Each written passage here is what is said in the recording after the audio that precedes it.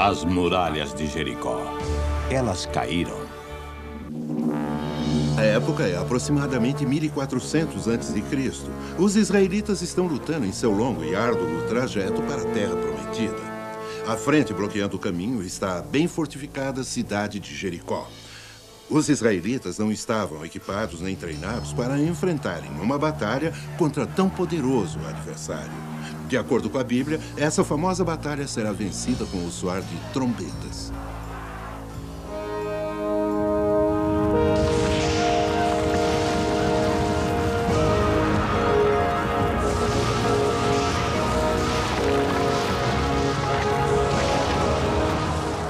Todos os gritos e sons de trombetas do mundo não vão destruir 4,5 metros de espessas muralhas. Histórias como essas das muralhas de Jericó caindo ao som de trombetas são a razão de não se acreditar em tudo na Bíblia.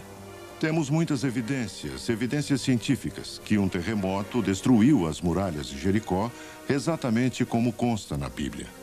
Mesmo sendo Jericó uma das mais antigas cidades do mundo, não há nada no local que possa relacioná-la à história da conquista de Josué.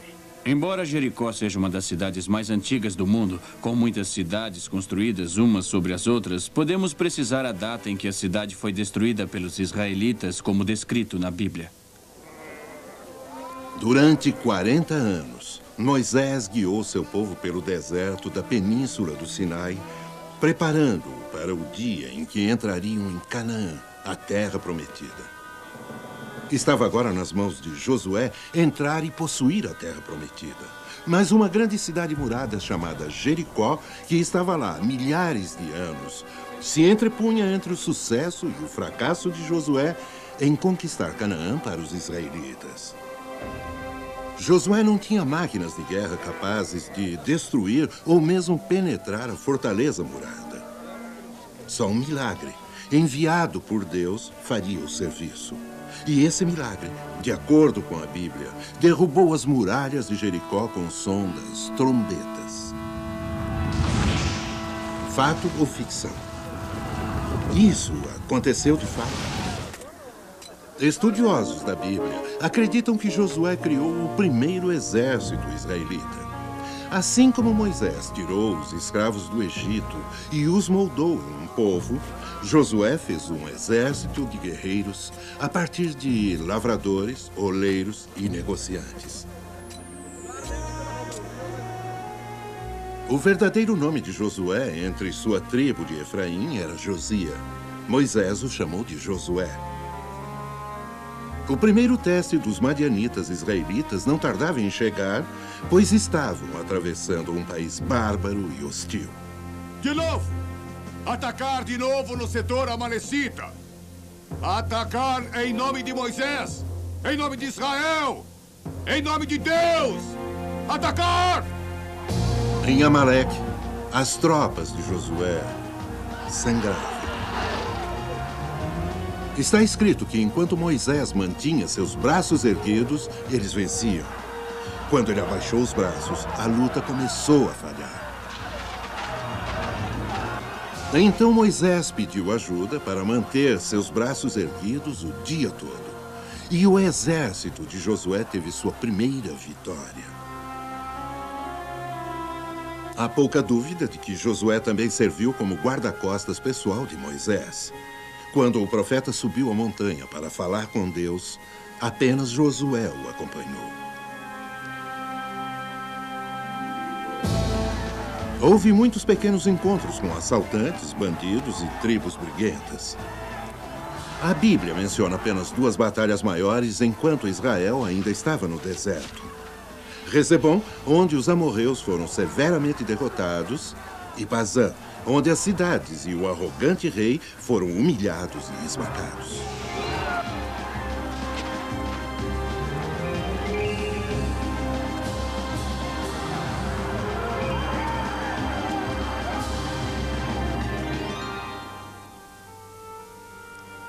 E quando o maior dos profetas soube que seu tempo havia chegado, sagrou Josué seu sucessor e colocou nele o manto da liderança.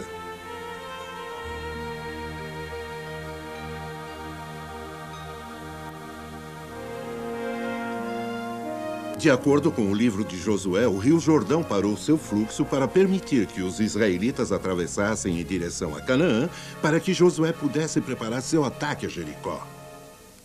A ideia de que todo o rio Jordão parou de fluir para deixar Josué e os israelitas atravessarem terra seca é a razão para questionar todo o livro de Josué. Normalmente, o rio Jordão flui rápido demais para ser atravessado a pé. Mas, frequentemente, após terremotos, o curso do rio chega a parar às vezes por 2 dias, como aconteceu em 1906. Estou convencido que a secagem do rio Jordão durante a conquista de Josué foi também o resultado de um terremoto. A Bíblia nos diz que a cidade de Jericó tinha que ser destruída. Era uma fortaleza de depravação, uma abominação aos olhos de Deus e uma porta trancada à terra prometida. Após atravessar o rio, Josué mandou espiões à cidade. E os relatos podem ter causado grande preocupação entre seus generais. Jericó era bem fortificada, bem estocada com grãos da colheita. E havia uma nascente natural no centro da cidade. Jericó podia resistir a um cerco muito longo. Nós nos colocamos numa posição terrível. Agora o rio está atrás de nós e temos todas as cidades armadas de Canaã à nossa frente. Meus conselheiros acham que devemos ir para o sul agora. E começar com uma campanha menor. Se Josué insiste nessa loucura, perderemos o melhor de nossas forças nessas muralhas. É melhor atacar uma posição menos forte, até que estejamos fortalecidos.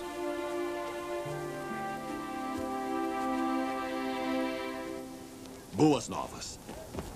Temos boas novas, valoroso general. A fortaleza dos amorreus está pronta para um ataque. Quando será, general? Na primeira lua cheia, bravo Zebulon.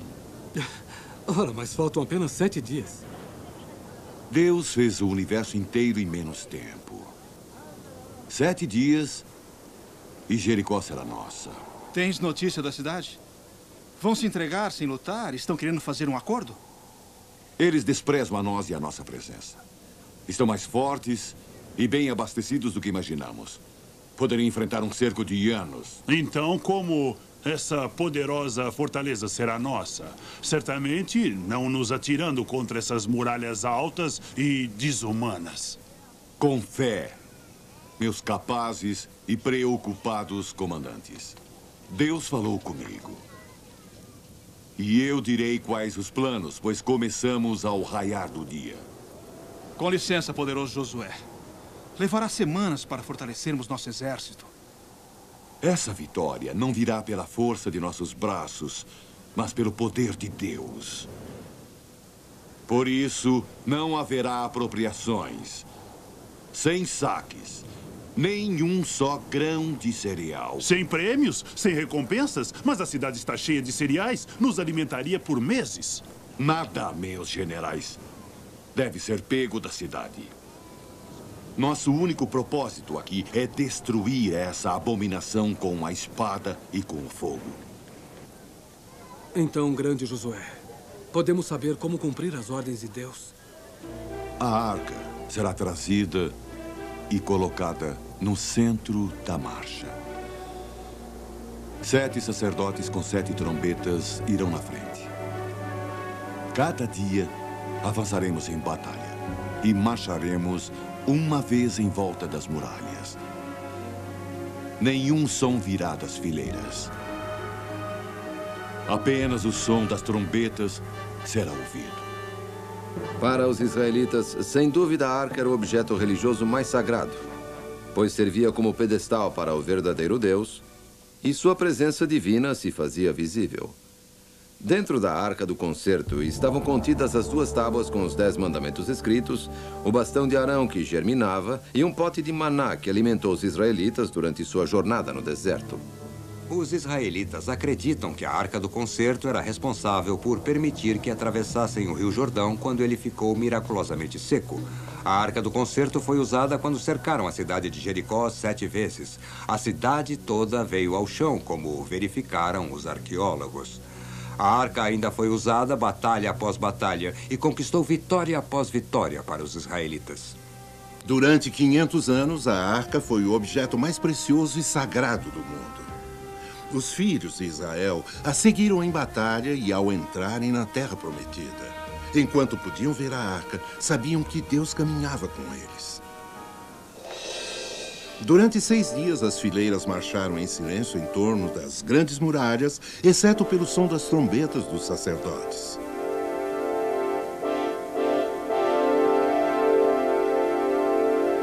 Então, no 7º dia, a tropa fez 6 voltas em torno da muralha em completo silêncio. Mas no final da 7ª marcha,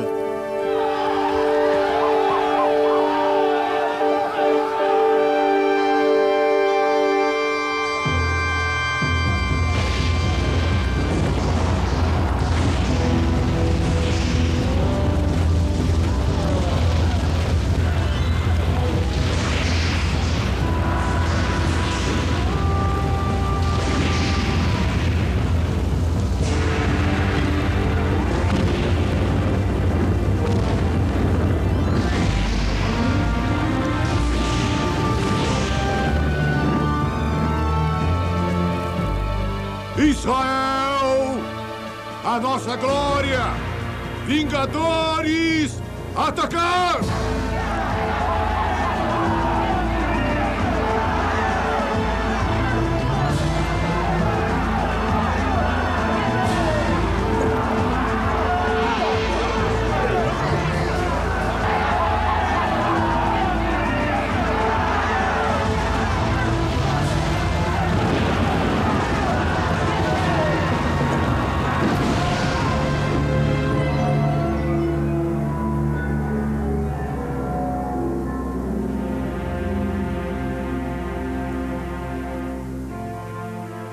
Vimos agora a história bíblica da destruição das muralhas de Jericó.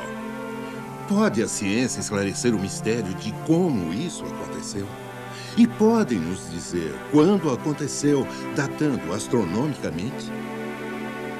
Os antigos não tinham relógios e calendários como temos hoje. Eles olhavam para o céu para saber a hora. Qualquer data era baseada nas fases da Lua, ou no Sol, ou na combinação dos dois. A astronomia é uma ciência exata. Devido ao que sabemos hoje sobre a astronomia, podemos voltar e examinar o que aquelas pessoas disseram e duplicar isso no céu por computador, conseguindo datar eventos com precisão. Usando as referências da Bíblia, fomos capazes de determinar que as muralhas de Jericó caíram no dia 9 de abril de 1421 a.C. Sendo assim, a primeira volta em torno de Jericó foi em 3 de abril do mesmo ano. Podemos determinar isso por uma eclipse solar que ocorreu no longo dia de Josué 10 dias mais tarde. Ao vermos a tela, notamos que ao meio-dia, sobre aquela área, o Sol estava sendo eclipsado pela Lua, como podem ver. Temos muitas evidências científicas, de que as muralhas de Jericó foram derrubadas por um terremoto, como descrito na Bíblia. A melhor evidência são os esqueletos desenterrados em Jericó, que foram, obviamente, destruídos por uma muralha derrubada. Por muitos anos, os estudiosos pensaram que a história de Jericó era uma lenda mítica. Quando a evidência arqueológica é interpretada corretamente, no entanto, descobrimos que concorda incrivelmente com a Bíblia. Jericó era uma cidade fortemente defendida. Tinha 2 muros de tijolos de barro à sua volta. A evidência arqueológica indica que esses muros de tijolos de barro tombaram, como descrito na Bíblia, e isso foi provavelmente devido a um terremoto. Restos daquela muralha estão lá até hoje. De fato, tem um daqueles tijolos de barro bem aqui. Ele tem uns 3.400 anos de idade. Se olharem comigo essa reconstrução arqueológica, eu mostrarei como aconteceu. A cidade era cercada por um muro com revestimento de pedra, cerca de 3,5 metros de altura. Em cima disso, havia um muro de tijolos de barro com cerca de 5,5 metros de altura. Isso é o que os israelitas encaravam ao marcharem ao redor da cidade por 7 dias, de acordo com o relato bíblico. Atrás desses muros havia uma barreira maciça que circundava a cidade toda.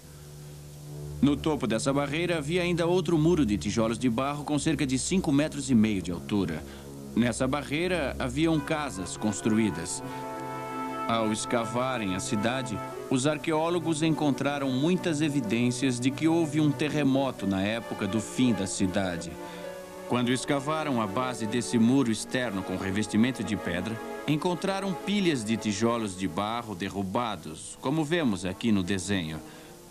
Apesar desses muros de tijolos terem sido derrubados, o alto muro de pedra de 3,5 metros de altura está lá até hoje. Como os israelitas passaram por cima disso? Bem, ao caírem, os tijolos de barro formaram uma rampa, permitindo que os israelitas subissem por ela, entrassem na cidade e a incendiassem. Isso deu amplas provas de que o relato bíblico estava inteiramente correto. Na Bíblia nos dizem que a muralha desmoronou. Dentro da cidade, encontraram grande quantidade de cereal. Era evidente que o fim veio logo depois da colheita. Novamente, isso concorda com a história bíblica. Não é comum encontrar grandes quantidades de cereal em um local antigo. Aqui em Jericó, encontraram em quase todos os prédios grandes potes cheios de grão. Normalmente, isso teria sido pilhado devido a seu grande valor. No entanto, a Bíblia nos conta que os israelitas foram proibidos de saquear a cidade, pois ela deveria ser oferecida a Deus. O fato de ter muito cereal lá indica que houve um cerco muito curto da cidade. A Bíblia diz que o cerco só durou 7 dias. Todos os detalhes que os arqueólogos encontraram concordam precisamente com a narrativa bíblica. Como dissemos no início, o livro de Josué é muito controvertido. Qual é o peso das evidências oferecidas? Nesse caso, embora as dúvidas sejam grandes e desafiadoras, não há qualquer evidência de que as ocorrências descritas no livro de Josué não aconteceram. Os céticos apenas levantam dúvidas se essas coisas de fato aconteceram.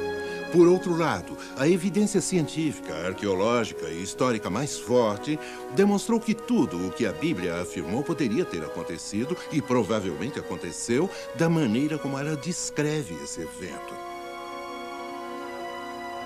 Há mais nessa história, além da queda das grandes muralhas da cidade de Jericó. É um relato de como a inquestionável obediência de Josué a Deus trouxe vitória, apesar de seus conselheiros tentarem convencê-lo quanto a opções militares. No mundo de hoje, a obediência às leis de Deus ainda causa impacto em nossas vidas e muda o destino das nações? Há algo a se pensar.